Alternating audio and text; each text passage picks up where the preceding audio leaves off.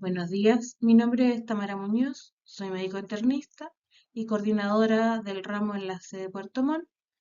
Hoy les voy a hablar sobre el método clínico y la representación del problema. Yo viajo siempre al norte y en ese lugar me hago los exámenes de control. Cuando volví de este viaje me sentía raro, así que me fui a la posta y me encontraron con el azúcar alta. Me pusieron un suero y listo, me mandaron para la casa. Al entrar en mi comedor sentí un dolor en el pecho como si me traspasaran con un cuchillo. Tuve que quedarme quieto del dolor, porque si me movía me dolía más. Yo ya había tenido estos dolores antes, hace tiempo, así que le dije a mi señora que me trajera una aspirina y me tomé una al tiro. Y como que se me anduvo pasando. Ahora me asusté en la mañana, porque soy súper activo, camino como 20 cuadras, todos los días por mi trabajo. Pero hoy me levanté y caminaba y me empezaba el dolor, así que preferí venir para que me revisara. Cuando nos enfrentamos a un problema clínico de salud, la información que nos dará el paciente será en este formato.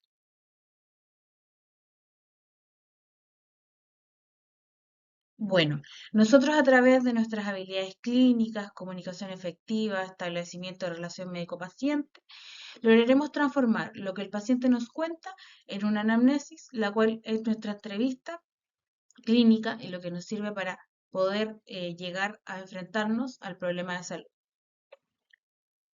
Además, a través de la anatomía, fisiopatología, semiología, razonamiento clínico y todos los conocimientos que vamos adquiriendo a través de nuestra carrera, nosotros nos podemos ir haciendo una idea de lo que el paciente tiene para así nosotros poder hacer las preguntas correspondientes para complementar nuestra anamnesis y que sea lo más completa posible para poder acercarnos a lo que el paciente realmente tiene y nuestro problema clínico de salud, el cual será nuestro eje para poder llegar a un diagnóstico.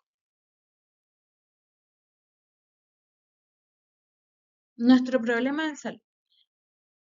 Bueno, todo esto parte cuando un paciente está previamente sano y empieza a cursar con un proceso de salud-enfermedad. Esta afección, por las cuales consultan nuestros pacientes, tienen varias aristas, afectan varias áreas de su vida. En lo biológico, se manifiesta como una enfermedad, un padecer en lo psicológico y un malestar en lo social.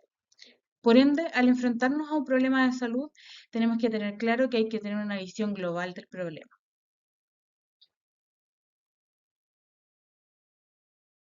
Entonces, volvemos a nuestro paciente del ingreso. ¿Cuál es nuestro problema clínico de salud? Por lo que podemos ver en su narración, él tiene varias afecciones, se queja de varias cosas. Por ende, es nuestro trabajo determinar cuál es el problema principal por el cual consultan nuestros pacientes.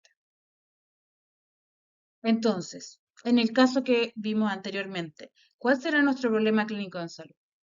Podemos identificar varias afecciones, que se sentía raro, que le encontraron el azúcar alta, que le dolió el pecho, que se sentía cansado. Entonces, cualquiera de esos cuatro podría ser el problema clínico por el cual consulta el paciente. Pero en general tenemos que identificar cuál es la causa principal, la cual, según la narración que él tiene, qué es lo que a él le da más importancia, qué es lo que a él le queja más. Y además, cuál es el que puede ser potencialmente peligroso. En este caso es el dolor de pecho, ya que la mayor parte del relato del paciente involucra el dolor de pecho y además, bajo el término dolor torácico, existen muchas patologías que pueden ser potencialmente mortales, por ende, suena bastante sensato determinar que este es nuestro problema clínico de salud, ya que el paciente le da la importancia y nosotros también le vamos a dar una importancia a este síntoma. Entonces, a través de nuestro problema clínico de salud, vamos a encontrar nuestro motivo de consulta, el cual va a ser nuestro eje para poder generar una anamnesis y un examen físico y poder plantear un diagnóstico posteriormente. El motivo de consulta es una motivación que mueve al paciente a acudir al médico. Una preocupación, un sentimiento, un síntoma, un examen, etcétera. Y a través de la anamnesis, incluso uno podría llegar el 80% de las veces al diagnóstico, solo con la anamnesis. Y con el examen físico eso aumenta hasta un 90%. Todo esto a través de una comunicación efectiva, una buena relación médico-paciente y adecuar el lenguaje a un lenguaje que el paciente entienda.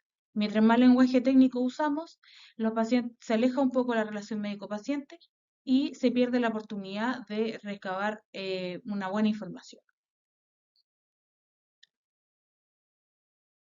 Entonces, ¿cómo acercarnos a nuestro problema de salud? Volvemos al paciente anterior que le dolía el pecho.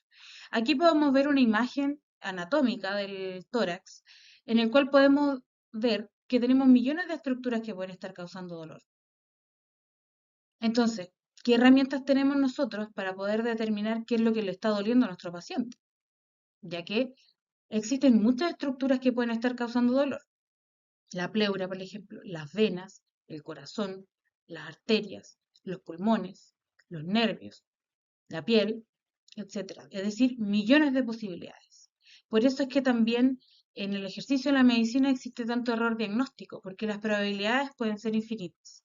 Y en relación a las herramientas que nosotros tenemos para ocupar, la idea es tratar de minimizar los riesgos de cometer errores en el diagnóstico.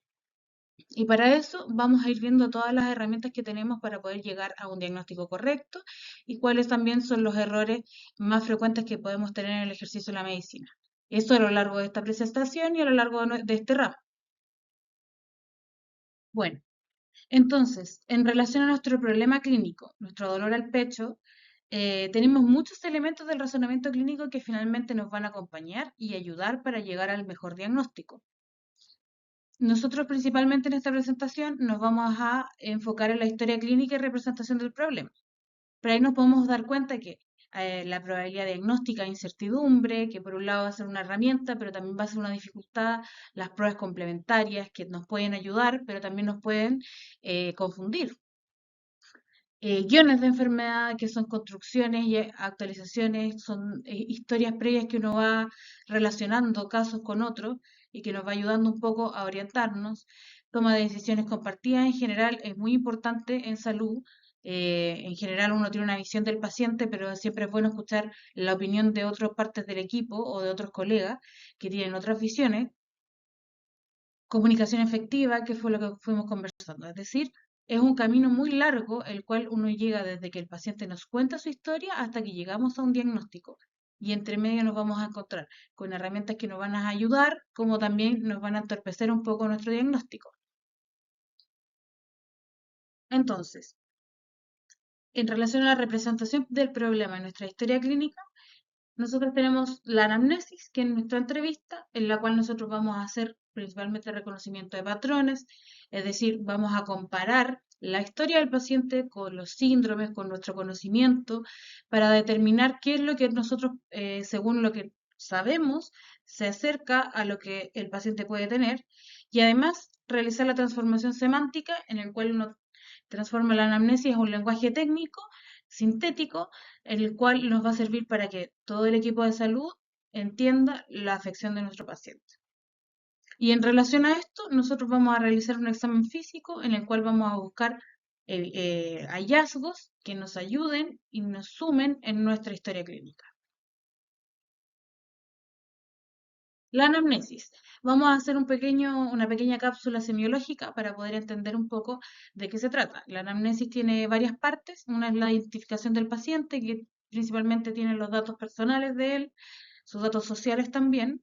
La anamnesis remota, que tiene los antecedentes médicos. En el caso del paciente, por ejemplo, si él tiene dolor al pecho, es importante saber, por ejemplo, si tiene factores de riesgo cardiovascular, si ha tenido historia de infarto o historia de patologías pulmonares.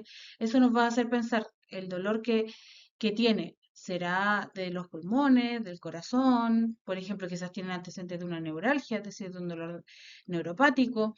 Entonces, todo eso nos va a ir orientando para ver si es que en nuestra historia actual el paciente nos suma o no los antecedentes médicos que él tiene. Los medicamentos, para ver si los medicamentos pueden estar causando el cuadro actual o además a través de los medicamentos inferir los antecedentes que tiene el paciente. Muchas veces el paciente no dice que es hipertenso, sino que uno lo sabe por los medicamentos que toma. Las cirugías previas, las hospitalizaciones que ha tenido, sus antecedentes familiares, es decir, el cuadro actual puede tener un componente familiar, es decir, que su papá tenía lo mismo, su mamá tenía lo mismo. En el caso de las mujeres, los antecedentes ginecobstétricos también es importante. Los hábitos, es decir, si fuma, si consume alcohol o consume alguna droga, para así ir acercándonos a ver si alguna de estos antecedentes nos puede ayudar en la historia que tenemos actualmente. Y además, siempre es importante preguntar las alergias, sobre todo porque cuando indiquemos un tratamiento, tenemos que saber si es que él ha tenido reacciones adversas antes a los medicamentos que uno le puede prescribir. La anamnesis próxima es la historia actual, la que en general se hace en orden cronológico de los hechos, desde el hecho que es más antiguo hasta el hecho que es más nuevo. Se eliminan los elementos biográficos relatados por el paciente y además se hace una transformación semántica al lenguaje médico. Bueno, ella es Alicia, es nuestra investigadora que nos ayudará a entender la semiología del dolor. El dolor es un síntoma muy común y tiene muchas aristas, las cuales nos ayudan a determinar de dónde puede venir este dolor. Hay muchos tipos de dolor además, porque fisiopatológicamente existen muchas fibras nerviosas que también producen dolor. Entonces, esta mnemotecnia, Alicia, parte por la aparición o antigüedad, es decir, en qué momento, desde cuándo que le duele. Si es un dolor que es más hiperagudo, subagudo, crónico, la localización, en qué parte del cuerpo le duele. Nosotros en este momento sabemos que al paciente le duele el pecho, pero no sabemos bien si es que le duele justo en el centro del pecho o le duele en la parte más lateral, en el hemitórax izquierdo, hemitórax derecho. Podemos usar algunas referencias anatómicas para poder precisar mejor la localización de este paciente. La irradiación, hay dolores característicamente que se irradian, por ejemplo el dolor al pecho que es coronario, en general tiene irradiación hacia el brazo izquierdo, hacia la mandíbula.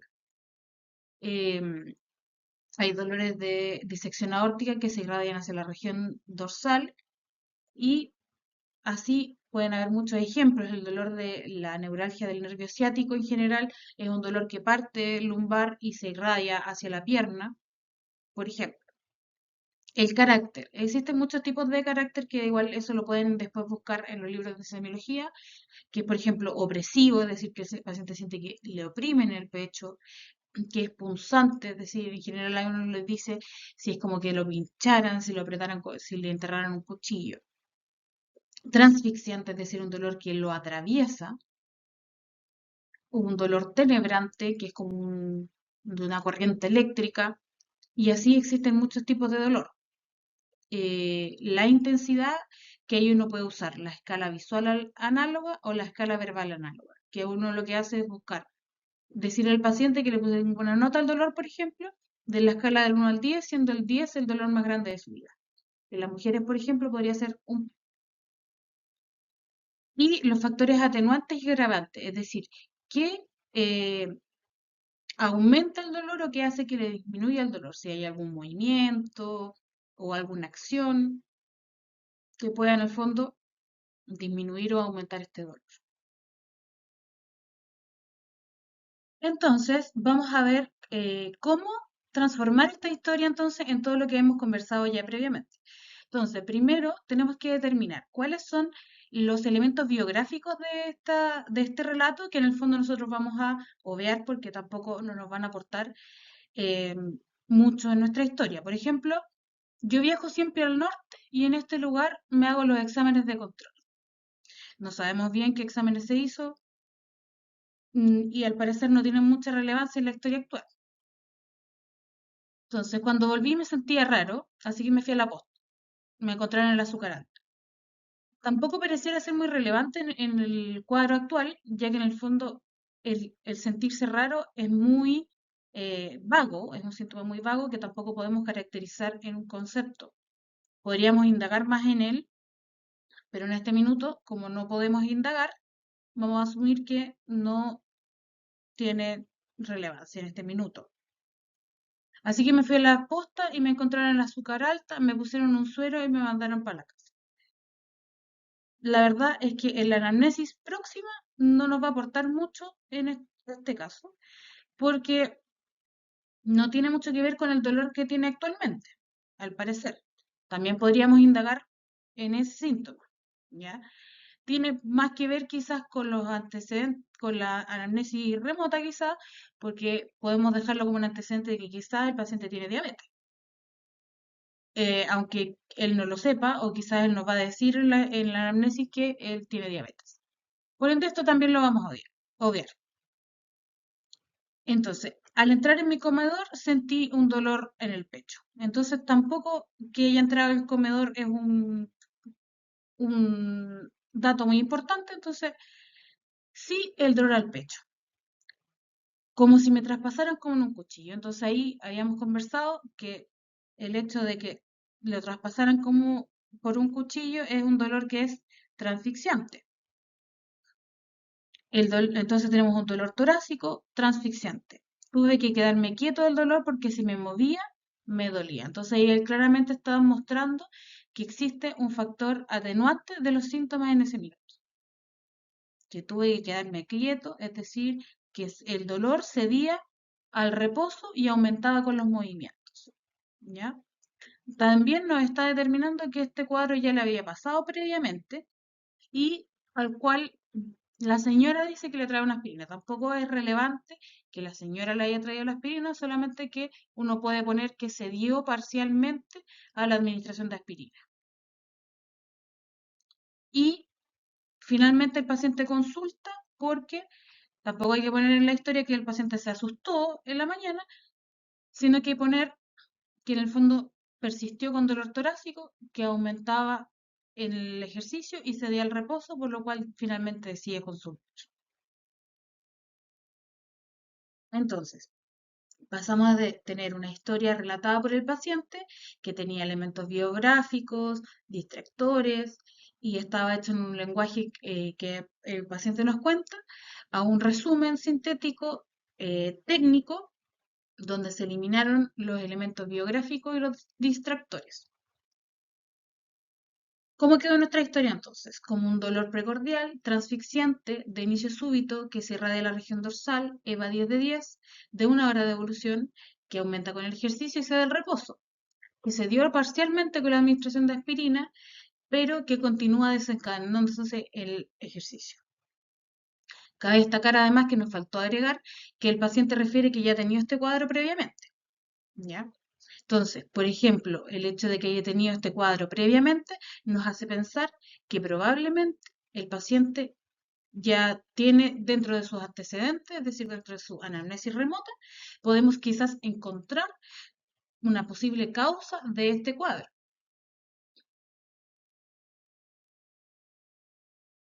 Entonces, para contextualizar al paciente en la historia completa, fue un hombre de 55 años, hipertenso y diabético, que consultó por el dolor que ya conversamos en la diapositiva previa, que efectivamente se dio con aspirina y además había presentado este cuadro previamente.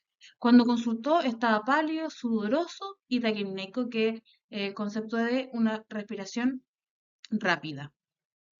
Se le tomó un electrocardiograma que mostraba signos de isquemia miocárdica. Es decir, este cuadro está en el contexto de una cardiopatía coronaria. Entonces, cada vez que tengamos un paciente nos tenemos que preguntar quién es este paciente. La epidemiología y el contexto es muy importante, es como la imagen que nos mostró el doctor Contreras en las primeras clases, donde veíamos una imagen y que no teníamos muy bien claro lo que era, pero finalmente después de las pistas nos dimos cuenta que era un animal. En este caso, la edad, por ejemplo, el sexo, las comorbilidades, lo social, nos va a ayudar a poder contextualizar nuestro dolor al pecho. En la epidemiología, es decir, por ejemplo, si el paciente tiene 15 años y tiene dolor al pecho, no vamos a pensar las mismas causas que un paciente que tiene 65 años con dolor al pecho, o un hombre con dolor al pecho versus una mujer, un paciente que tenga diabetes, que tenga hipertensión, un paciente sedentario, un paciente que fuma, o un paciente que consume drogas, por ejemplo. Todos esos datos nos van a ayudar a contextualizar nuestro dolor al pecho en un paciente y eso nos va a ayudar también a determinar las posibles causas.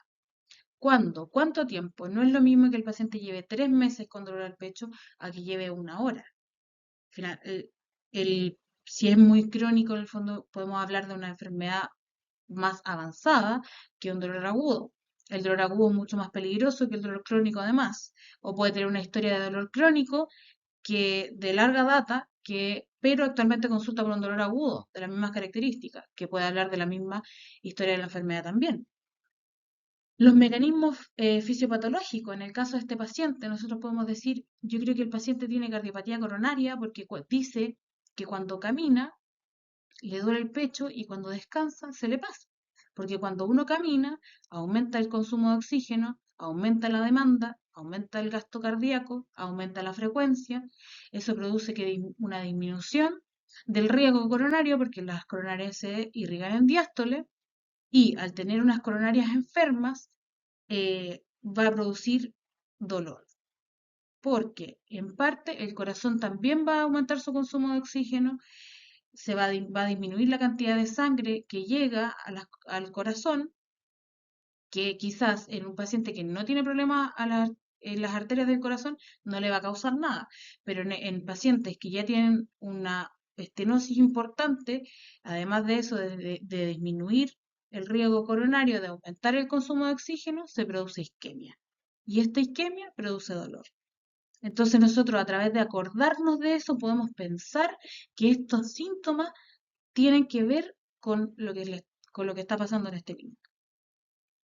Y además la presentación clínica, es decir, el síndrome. En este caso un síndrome de dolor torácico, que puede ser un síndrome coronario agudo, en este caso, que al parecer clínicamente tiene más características de eso.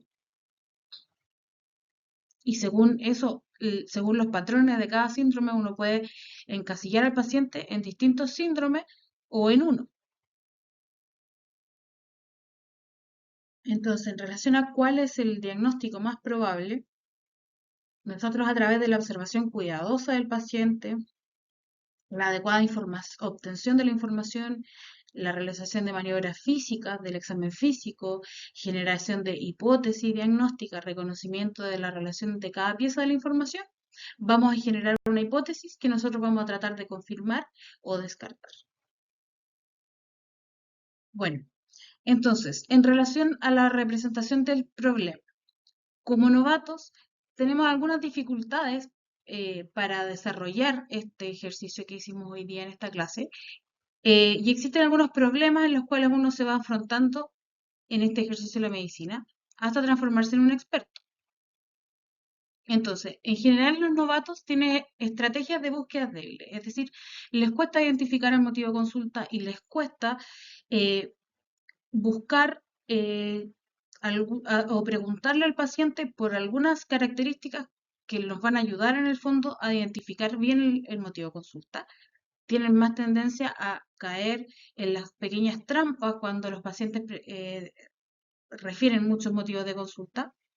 Consideran una gama mucho más amplia de posibilidades del diagnóstico, es decir, que, por ejemplo, lo abordan más como un dolor torácico versus un síndrome coronario agudo, por ejemplo, tienden a buscar más causas o preguntar por muchas más cosas para descartar, para poder descartar que no sean las causas, por ejemplo, pulmonares o causas eh, neurálgicas del dolor torácico, por ejemplo. Y tienen dificultad para seleccionar enfoques para discriminar entre ellos. Es decir, le cuesta discriminar entre una causa, entre un patrón y otro. A diferencia de los expertos que en general tienen guiones de enfermedad, es decir, tienen una estructura en la cual primero son capaces de sintetizar mucho mejor los síntomas que tiene el paciente, tienen muchos más casos que han visto previamente, los cuales los puede ir asociando, es decir, este caso se parece a un caso que ya vi previamente o se parece al otro, yo ya vi, por ejemplo, esta variación en el cuadro clínico antes, tienen más capacidad de abstracción semántica y de calificadores semánticos y tienen más capacidad para identificar síntomas y probabilidades de enfermedad. Es decir, que en relación al síntoma que tiene, cuál es la probabilidad de que tenga dicha enfermedad versus la otra, ¿ya? Entonces, ¿cómo podemos pasar de ser novatos a ser expertos?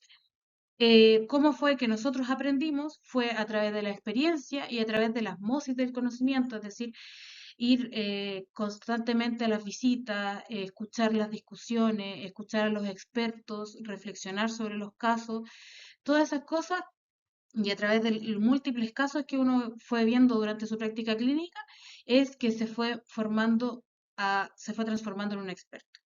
Entonces, ¿qué es lo que busca el razonamiento clínico? En el fondo, buscar un punto intermedio donde un novato con un razonamiento clínico se tenga la capacidad de resolver mucho más fácilmente las debilidades a las cuales se enfrentan los novatos al momento de realizar el ejercicio de la medicina. Y así reducir los errores y mejorar el aprendizaje. Es mucho más fácil aprender teniendo un conocimiento de razonamiento clínico, aprender con los pacientes, aprender de las experiencias, aprender de los libros, porque en el fondo uno sabe, en el fondo uno aprende mejor cuando sabe qué buscar versus a cuando uno no sabe lo que está buscando. Cuando uno no sabe lo que está buscando, tiene que leer mucho para poder aprender. Pero cuando uno hace un razonamiento clínico completo y sabe lo que está buscando, tiene que buscar muy pocas cosas, eh, leer muy pocas cosas para poder hacerse una visión más global del paciente. Y eso es lo que busca el razonamiento clínico. Ahora, actualmente esto es tan moderno que tampoco existen estudios para demostrar, en el fondo, que existe esta evolución de novato a un novato mucho más especializado y no se ha logrado demostrar que se puedan disminuir estos errores o estas debilidades que tienen los novatos con el razonamiento clínico. Eso es lo que vamos a ir viendo en el futuro, porque estos ramos recién ahora se están empezando a impartir. Este es un esquema de la evolución de la resolución del problema clínico a lo largo de la experiencia. Mientras uno es más, adquiere más experiencia, va mejorando las herramientas que uno tiene para poder resolver los problemas. Entonces, uno al principio tiene una capacidad más que nada de suponer, de adivinar, y es bastante reducida. Con los conocimientos que uno va adquiriendo, tiene un conocimiento que es más disperso, una capacidad más dispersa de resolver problemas a través de hipótesis deductivas. Es decir, por ejemplo, si sabemos que un paciente que tiene una hemoglobina baja tiene anemia, si la paciente de nosotros tiene la hemoglobina baja, nosotros podemos decir que la paciente tiene anemia. Esos son como pensamientos deductivos y lineales. Después de eso uno pasa a ser más disperso a una elaboración causal, que sigue siendo deductiva, pero es la paciente sangró y le bajó la hemoglobina y por eso es que ahora tiene anemia, ¿ya? Después pasa a ser una parte más experta en la cual uno genera esquemas y esquemas inductivos, donde uno es capaz de inducir, de según lo que tiene, los posibles diagnósticos, que en el fondo, a diferencia de lo deductivo, que en el fondo son hechos afirmativos, el generar pensamientos inductivos son pensamientos de generar hipótesis de lo que el paciente eventualmente puede tener. Y son esquemas mucho más estructurados. Y finalmente llegamos a los patrones de reconocimiento y los scripts, que finalmente es como funcionan los expertos, con esquemas de enfermedad. Los guiones de enfermedad son resúmenes mentales organizados del conocimiento médico, que mientras más novato uno ve, más complejos son, más información tienen, y mientras más experto uno es, más logra sintetizar este tipo de guiones. Entonces, en este caso hay un ejemplo de una neumonía, pero podemos usar el ejemplo del dolor torácico que hemos ido conversando. La epidemiología del paciente, acá dice que a la neumonía adquirida en la comunidad, mayor riesgo, mayor edad, mayor riesgo, más riesgo a una posterior infección viral, a una enfermedad que tenga una enfermedad pulmonar estructural o una inmunodeficiencia. En nuestro caso fue dolor torácico, el cual implica que, claro, la edad a mayor edad es mayor riesgo, los factores de riesgo cardiovascular que implican diabetes, hipertensión, hábitos como el tabaco, algunas drogas, el sedentarismo, todo eso, la obesidad, son parte de la epidemiología que uno tiene en nuestro guión. El perfil temporal, que en general el del síndrome coronario agudo es agudo, es decir, que puede ser horas, en general es hiperagudo, la verdad. Los síntomas y signos que tiene el paciente en general, uno en los guiones de enfermedad del síndrome coronario agudo tiene el dolor clásico, dolor precordial opresivo y radial brazo izquierdo y la mandíbula, aunque uno igual tiene ahí puesto un pequeño asterisco en el que uno tiene que tener claro que en las mujeres, en los adultos mayores y en los pacientes diabéticos tienen presentaciones atípicas. Según la pared del corazón que se está infartando, también hay más frecuente que sean manifestaciones atípicas, por ejemplo.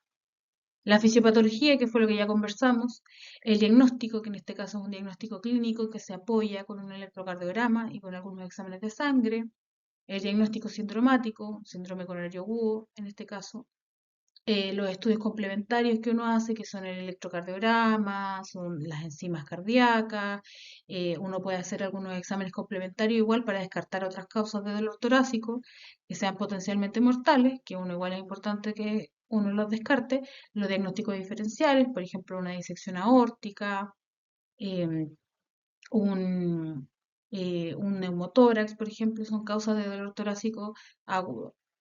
Y el posible tratamiento en este caso, que es terapia antiisquémica, eh, y las posibles complicaciones. Entonces, todo eso los conforma el guión de la enfermedad y que lo que uno tiene es un resumen en el cual uno ve quién es el paciente, eh, qué es lo que tiene y hacia dónde va, en el fondo, para poder ir previendo algunas complicaciones y antes de que ocurran en el fondo. Esa es la gracia. Entonces, ¿cómo perfeccionar estos guiones? Primero, los expertos que hacen codifican un valor predictivo para cada característica de la enfermedad. Por ejemplo, la ausencia de fiebre no excluye el diagnóstico de neumonía adquirida en la comunidad en un paciente anciano. O, como conversábamos, en el caso de nuestro paciente con dolor torácico, si el paciente es diabético, mujer o anciano, el hecho de que no tenga un dolor que se irradia al brazo izquierdo o a la mandíbula no me descarta que él no tenga un síndrome coronario. Hacer un hincapié en las características distintivas cuya presencia o ausencia alteran significativamente la probabilidad del diagnóstico. En el caso del ejemplo de esta diapositiva es un infiltrado lobar de la radiografía de tórax sin cardiomegalia ni cefalización de los vasos, es altamente sugestivo de una neumonía y descarta considerablemente una insuficiencia cardíaca congestiva. Lo que dice acá es que cuando un paciente tiene una neumonía, la clínica se parece mucho a una insuficiencia cardíaca congestiva, por ende, si en la radiografía de tórax no encontramos un infiltrado y no encontramos signos de congestión, nos apoya a que realmente sea una neumonía. Y nos quedamos más tranquilos con que el hecho de que no tenga una insuficiencia cardíaca descompensada. En nuestro caso, que es el paciente que tiene dolor torácico, nosotros debemos descartarle que no tenga una disección aórtica, por ejemplo, porque los dolores que son transfixiantes y que se irradian a la región dorsal también son más característicos de una disección aórtica, por ejemplo. Y en este caso, si nosotros tomamos una radiografía y en la radiografía no existe ensanchamiento mediastínico, por ejemplo, nosotros nos podemos quedar más tranquilos y seguir pensando que tiene un síndrome coronario agudo. Ahora, en esta clase igual vamos a evaluar cuál es la sensibilidad de ese examen para descartar la disección aórtica, por ejemplo. Pero eso es tema de otra clase. Y desarrollen una lista de imitadores de enfermedades a considerar cuando se invoca un guión de la enfermedad. Por ejemplo, en este caso, la exacerbación del EPOC y la insuficiencia cardíaca descompensada. En nuestro caso, la disección aórtica, por ejemplo. Entonces, siempre que tenga un paciente que tiene síndrome coronario agudo, tengo que descartar o tengo que pensar que también puede ser una disección aórtica, por ende, tengo que ir a buscar signos o exámenes que me ayuden a descartar eso, porque además ambos diagnósticos tienen un tratamiento completamente diferente, opuesto. Entonces, es complejo tratar un síndrome coronario agudo como una disección aórtica y tratar una disección aórtica como un síndrome coronario agudo. Y ahí vemos el error médico, que es lo que hemos conversado en estas clases, que es importante que tratar de minimizar, y es por lo cual se está evaluando enseñar el razonamiento clínico. Bueno, ya vimos qué tan importante es hacer un diagnóstico correcto, ya que en muchas ocasiones Hay patologías que se contraponen y que tratarlas de una forma u la otra puede ser eventualmente mortal. Por ende, ¿cómo podemos evitar el error y acercarnos lo más posible al diagnóstico? Haciendo una historia clínica y un examen físico pertinente, acabado, minucioso. Atar los cabos sueltos. No siempre los pacientes van a llegar con una historia que es 100% de libro. Muchas veces, como todos somos diferentes, los pacientes no llegan con una historia que se parece a más de un cuadro clínico, por ende es importante atar esos cabos sueltos. Analizar el peor escenario, como conversamos al principio. De todo lo que se quejaba el paciente, lo más peligroso era el dolor torácico. Por ende, tenemos que darle la importancia correspondiente y descartar siempre, sobre todo en el dolor torácico, las causas que pueden ser potencialmente mortales. Y ponerse siempre en el peor escenario, ya que así uno al antecederse a los peores escenarios, uno es capaz de pensarlo de una forma, de, de una mejor forma y poder prevenir complicaciones. Buscar la causalidad, reconocer la ausencia de diagnóstico, pedir ayuda oportunamente y estudiar medicina basada en la evidencia. Es decir, no siempre vamos a encontrar el diagnóstico, no siempre vamos a tener dudas, no siempre va a calzar completamente el cuadro clínico con lo que nosotros sabemos. Por ende, siempre es importante pedir ayuda, siempre una segunda opinión es importante y la medicina basada en la evidencia siempre nos ayuda a eso. Por ejemplo, la radiografía de tórax en disección aórtica tiene muy baja sensibilidad, es decir, es muy malo para descartar disección aórtica. Por ende, nosotros al saber eso, uno podemos decir, ¿realmente me voy a quedar tranquilo tomándole una radiografía de tórax a este paciente si realmente creo que tiene una disección aórtica? ¿Cuál es el examen que me va a ayudar más, que me va a dejar más tranquilo o que va a poder ayudar a este paciente? Y eso se hace a través de la medicina basada en la evidencia. Por eso es importante.